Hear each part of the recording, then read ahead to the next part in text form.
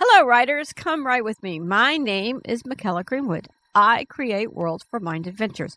Welcome to my channel, Write with Mykela. I'm very glad to have you here on my channel, so don't forget to like and subscribe and hit the bell so you can go on this journey with me. Today, we are going to discuss a few terms or ideas, and then we will add to your cave stories. Our first term is antiquated. Antiquated as an adjective means old-fashioned or outdated. Now, this term differs from obsolete. Obsolete implies total replacement and uselessness, whereas antiquated suggests being dated and potentially charming, old-fashioned, but no longer current or efficient.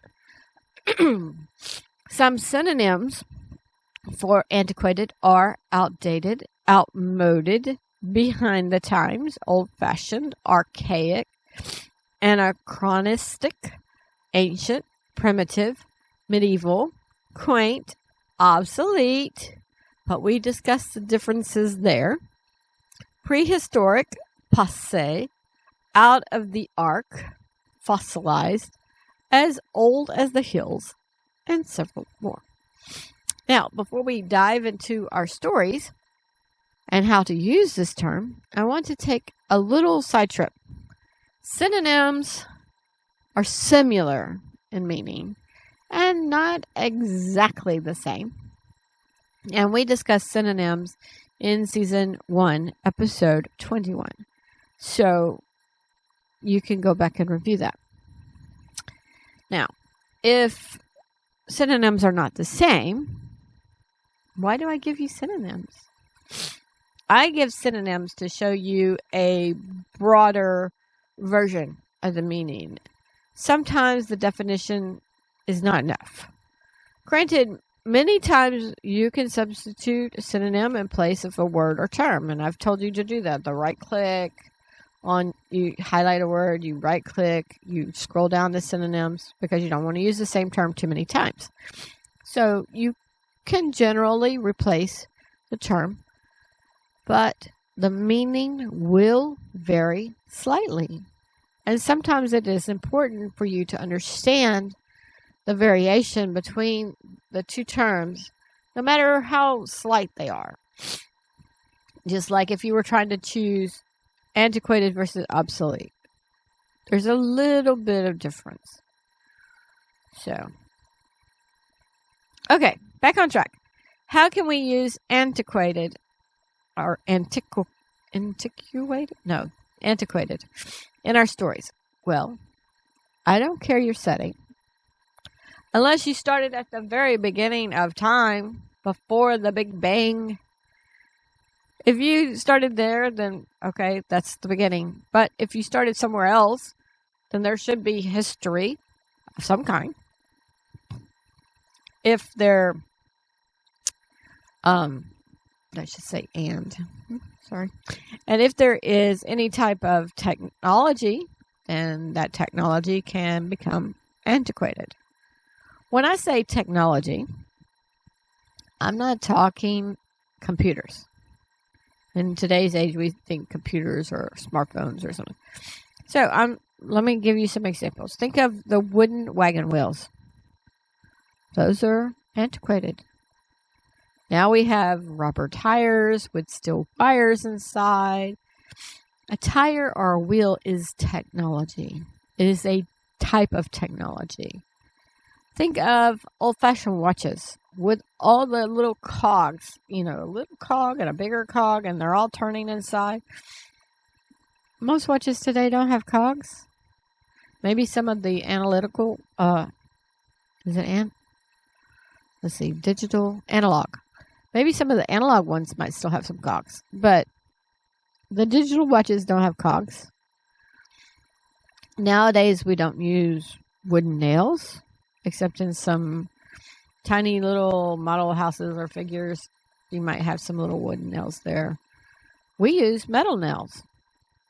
We don't use scrub boards to wash our clothes. We use washing machines. We don't use stones to start a fire. We use a lighter or a match. As I listed some antiquated things above, please remember your setting. Some of those things would not be antiquated in older settings. So you have to know or imagine what technology would be older than what is in your story. Also, let's think of real life for a minute. In today's time, Facebook is considered antiquated by the younger generations because they have Instagram and Snapchat and more that I don't know. However, my generation and older still use Facebook. So in our stories, do you have characters that use outdated technology? Do you have characters who do not want to use the new tools or new technology? This can be normal and natural. You know, some of us, it took us a while to get our parents onto Facebook. And the parents learned how to use Facebook, and they got to see pictures of their grandkids, and they got to talk with friends they hadn't seen since high school. So they learned it, they knew it, they like it. But other people like Instagram, Snapchat, all these other things, they're just changing as the technology advances or grows or puts out new stuff. So it's normal and natural that some people will stay with the older technology.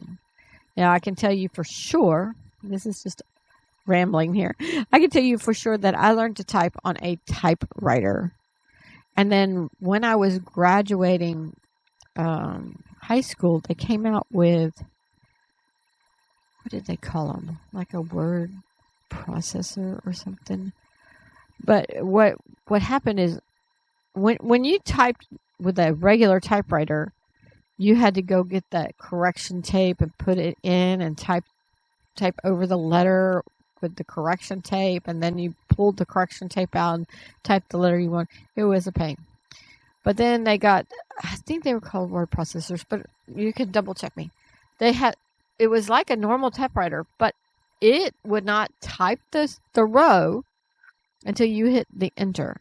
Then it would type the row, go down to the next line, and wait till you type the whole row.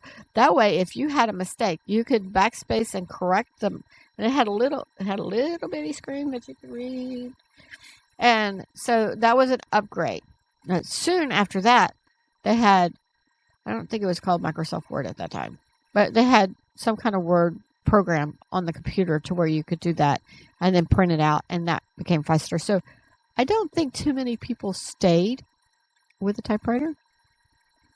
I know that in court they still have the person that's doing like a 10-key kind of thing to take the whole conversation down. So I think they still have that, but I think they have audio recording as well as the typing in court. I'm not there, so I don't know. Anyway, so it can be normal and natural to stay, but it can also be like the technology may be so much better, like with the typewriters versus the computers, that people are just going to change. Because the typing wasn't that much different, right? When I'm typing on the typewriter, my keys are in the same place as when I type on the keyboard for my computer. So I didn't have to really learn too much more, right? So that would be natural and normal and natural to switch over, whereas Facebook may be normal and natural for my generation and older to stay. Now, think of businesses. It can get quite expensive to always get or have the new technology. So you might wait to see how it goes. I remember when a lot of fast food restaurants took debit cards, but McDonald's didn't. Once I had a debit card, I didn't carry so much cash. So guess what? I didn't choose McDonald's. Unless I planned ahead and I went to the bank and I withdrew some money and I withdrew enough to go to McDonald's, then yeah. After a while, I'm sure McDonald's realized they were losing business by sticking with the antiquated system of only taking cash. and they incorporated the debit card as accepted payment. Now, to make a point from above, cash is not obsolete or useless. You can still pay with cash. At least I think you can. I know at Taco Bell, you can't pay with cash at the kiosk. You have to be inside and at the register. So there is an example of cash being an antiquated system, but not an obsolete one. Now, in our stories, we take real life as a model. And we can think that at the time, McDonald's was a leader in the fast food industry. So you would have thought they would have jumped to the new system more quickly. In our stories, some people will cling to antiquated tools, things, or systems, and they will refuse to use the new technology. Now, I have given an example of a setback for not moving away from the antiquated system, but there can be setbacks for choosing the new technologies and systems as well. First of all, the new system is not tried and true and may have glitches or defects. Sometimes now when they're going to roll out a new system like the technology we do with Windows and Internet Explorer, they release it to a certain section to see if they can find the glitches and defects before they roll it out to everybody. Now, in the case of McDonald's, every time someone uses a debit card, the company had to pay 30 cents to the bank on the card. That's 30 cents for each and every purchase. It may be more now. So I'm going to get a double cheeseburger for $1. When I pay cash, McDonald's got the $1. Now, when I pay a debit card, they get 70 cents, minus taxes and all that other stuff. So that's an expense that is added with embracing the new technology of accepting debit cards. So they couldn't just charge the $1 for the double cheeseburger anymore. So the prices of the food had to go up once they accepted debit cards to offset their increased costs. That doesn't mean that they started doing $1.30 for the burger. They may have kind of said, okay, well, we still get so many cash customers, so maybe we'll go up to $1.15, and then later we can go up to $1.30. So they don't want to shock their customers to get such a higher price. So that was a negative for accepting the technology. As writers, you get to decide everything, but in particular for today, you get to decide on your setting or time period, and with that, there are systems and technologies of the time period. Now, you have systems. What are the antiquated systems or technologies? And you get to decide if your characters embrace the new systems or technologies, or if they cling to the old technologies. Then you, as a writer, can decide if there are consequences for either choice, and you can weave those in as you build your world. Leave a comment on an antiquated system you cling to. Now, our next term is nascent. Nascent as an adjective, and especially of a process or organization, means just coming into existence and beginning to display signs of future potential. Some synonyms are building, developing, growing, embryonic, incipient, young, fledgling, emerging, rising, dawning, burgeoning,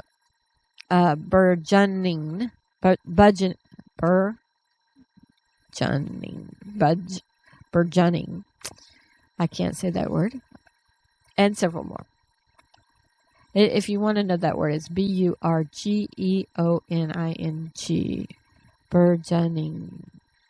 Burgeoning. I think I have that emphasis on the wrong syllable. Burgeoning. And several more. A second definition is for chemistry, and is chiefly of hydrogen and means freshly generated in a reactive form. I don't know enough about chemistry to use this definition, but if you do, by all means use it. Now, this term is almost exactly opposite of the previous term. I didn't plan that, but sometimes life works. For one system to become antiquated, another system or technology needs to become nascent or come into existence. The above McDonald's example is a good one. People would still be using cash at McDonald's if the debit card system hadn't been nascent or it wasn't grown or developed. Some people will think that debit cards were an obvious next step after banks had credit cards.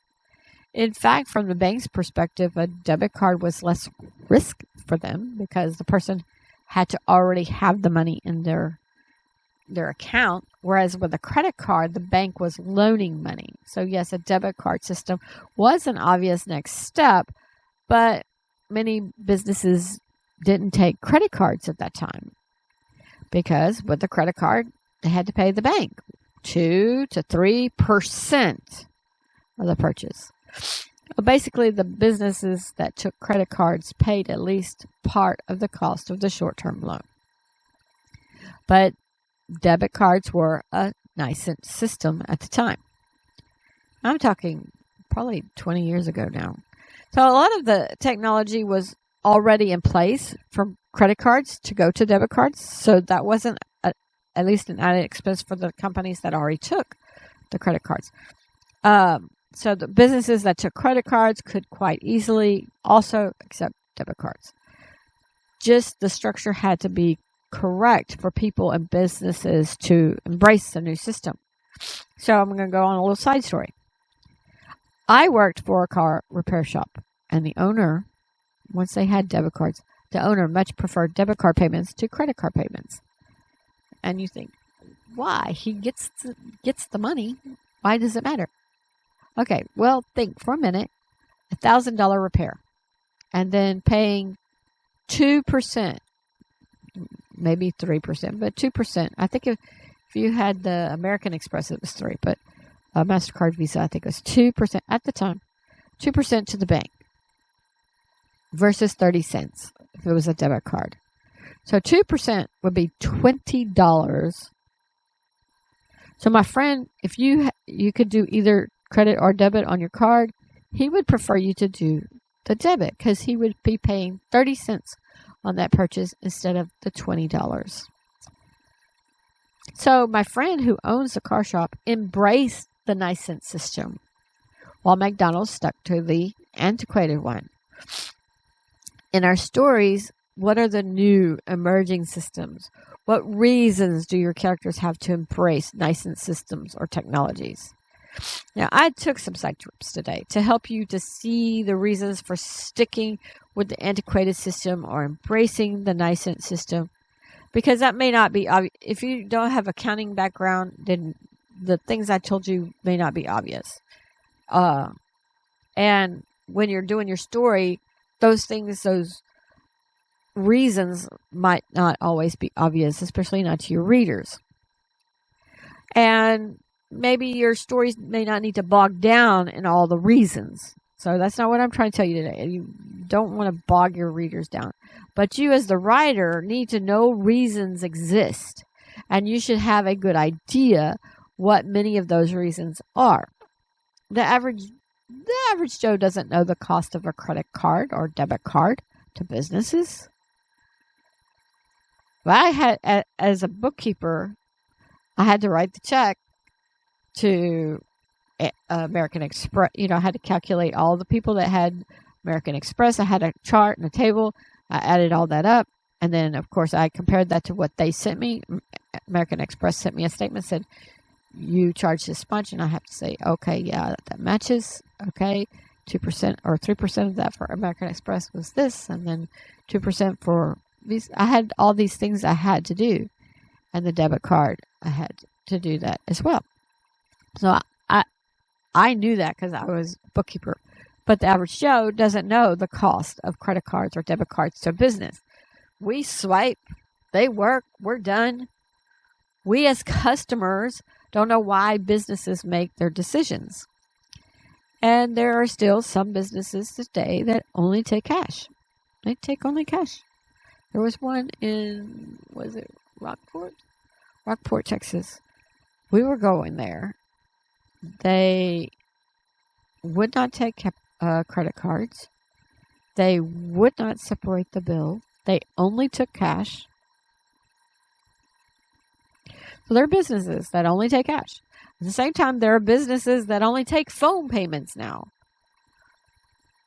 I personally don't use Google Wallet, except for when I have my A&M ticket. But I don't have a debit card or a credit card associated with Google Wallet. Because if someone steals my phone, then they can get my Google Wallet. Of course, my debit card is with my phone.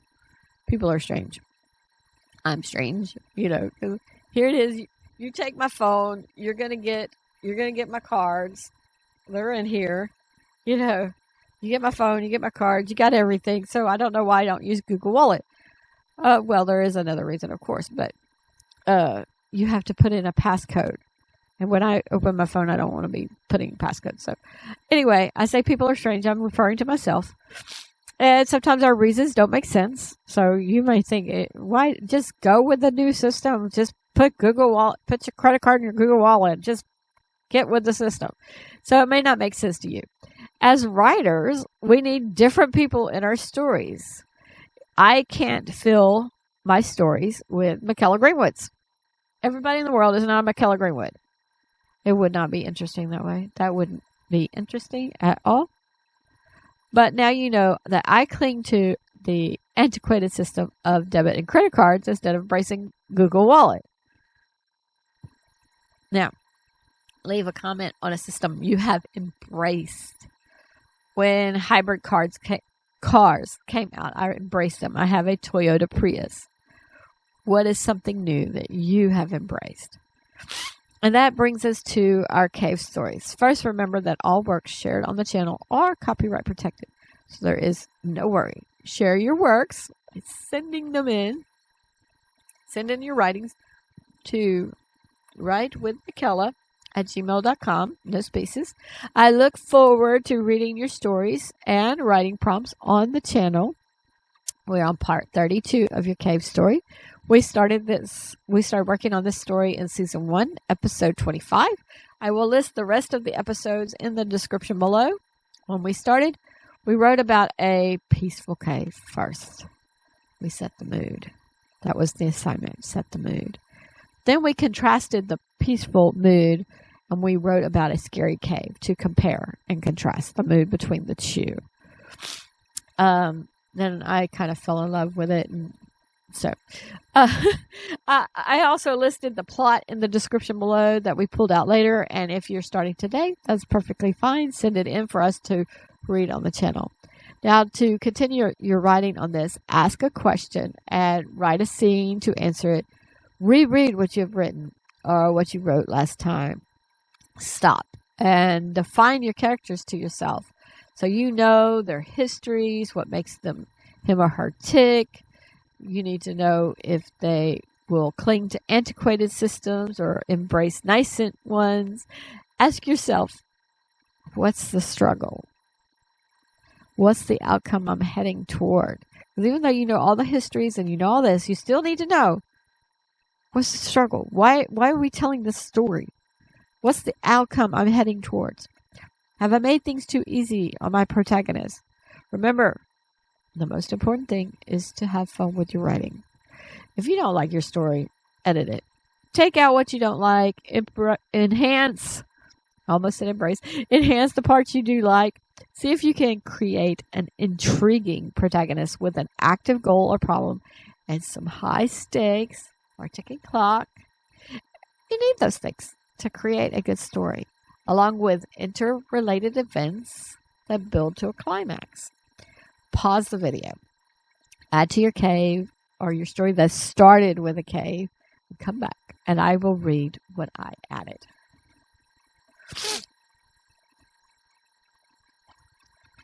Welcome back, writers. Now I will read what I wrote. Brambert sat in his cell. He was trying to meditate. He hoped he could link away. He thought he remembered Grant being able to link away. He sighed as he thought about Grant. Instead of meditating, he wondered why Zalira liked him so much better than himself. What did she see in him? Grant almost hadn't joined their group in the underground. He almost went with Joe and Donnie.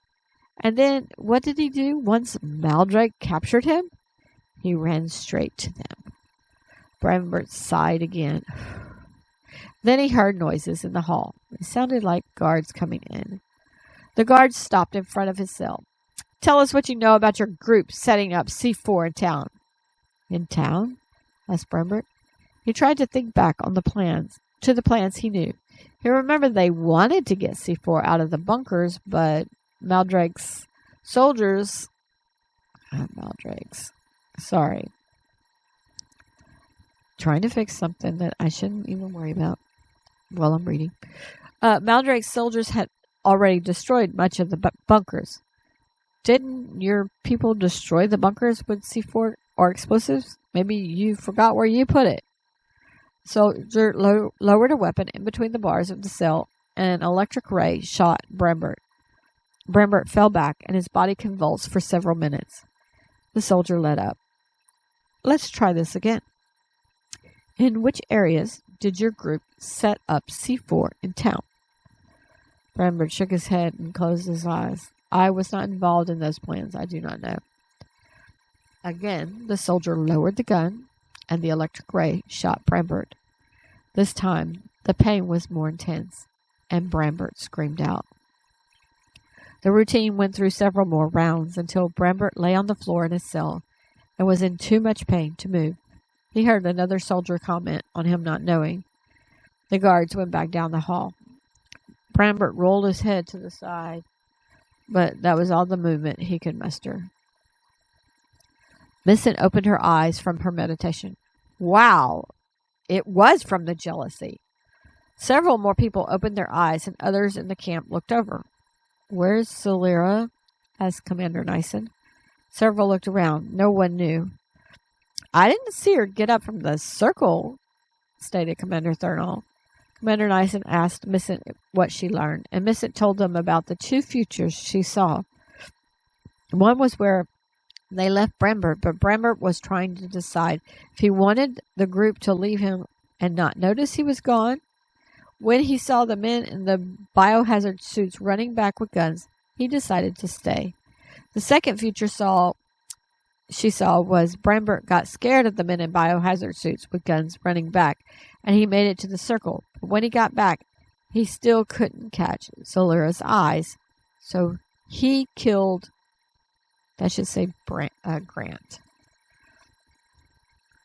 He killed Grant.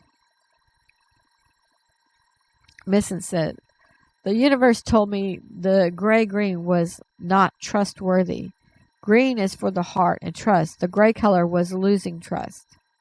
Millicent then explained that there were different ways to lose the green, and some meant the person couldn't trust those around him or herself anymore, and other losses of green meant the others around the person should no longer trust him or her. After she told them that, and others reported what the universe told them, including where to find a nest of quail eggs, Millicent says she wanted to read about auras again because that seemed ultra important at the moment. A few went with the person that said she knew where to find quail eggs, and the others organized a few search parties to search around their new camp. But none of them saw footprints leaving from where Zalira had been sitting. Zalira opened her eyes. The air seemed colder than where she had been.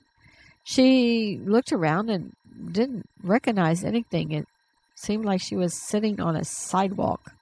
She stood up and looked around. She saw the Palace of Westminster. She involuntarily stepped back and put a hand to her heart. She couldn't be in London. That was too far away.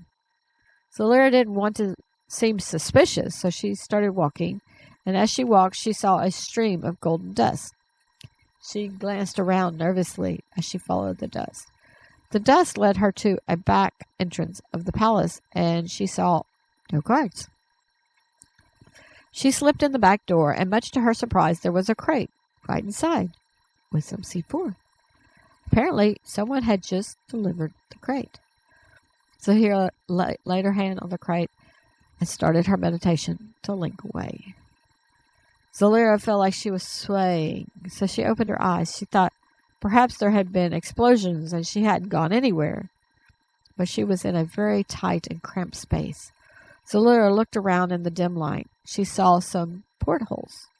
She had never been on a boat or ship before, but thought she had seen some pictures of ships with round windows. Zalira sighed. She needed to get back to where she knew. She closed her eyes once again to link away. This time, before she linked away, Cashwaldish told her she needed to relax. The universe answered her and would help her get back. Zalira started to convert her energy, to convert her mass. And there's so many mass to energy once again. And just before she linked away, she opened her eyes and saw a door opening. But then she saw bright lights. She had never opened her eyes during linking, but the view was spectacular. It was so beautiful that it was beyond words. Zalira linked several places, and she was very tired. A few other places she felt she recognized because of the pictures she had seen in magazines or on the internet where they still had that. Still, she was far away. Finally, she linked to the little island where the dolphin had brought her this morning. The dolphin popped his head up and swung it side to side. "What is it?" asked Zalira. Then she heard a noise. She looked across the marshes. "Is that Maldrake's men?" The dolphin nodded his head and then dove down in the water. Zalira wanted to turn and run, but that wasn't possible in the marshes. Besides, her arm rested on a huge crate. Zalira wished someone was with her, and they could link the rest of the way to their new camp. But she was alone, and Maldrake's soldiers were navigating through the marsh. Zalira linked again and found herself in the ring of stone pillars, and thankfully she still had the crate, because that would be disastrous if Maldrake's soldiers found the crate. But still, she didn't feel far enough away. She became nervous as she thought about the amount of noise she heard echoing to her from the army when she was in the marsh. Zalira linked one more time. She ended up in the cave, but she had exhausted her body. So when her body materialized, she lost consciousness. The crate sat beside her, with its shipping labels still attached. Okay, writers, that's what I'm adding today. That was almost 1,200 words. It was 1178 to be precise. So leave a comment on how many words you wrote today. Leave a comment on Brambert's situation. Leave a comment on Misson's revelation. There was some other comment I wanted to say too. I can't think of it now. Anyway, leave a comment on Zalira linking all the way to London. So far in the story, we don't know where they are, but we have heard about the United States. At least I think we have. However, when they first talked about the old ways, I believe someone said, I believe I said in the story, someone could link to India and get a medicine and a link home to administer it. I would have to go back and read to make sure that's an edit pass or edit run.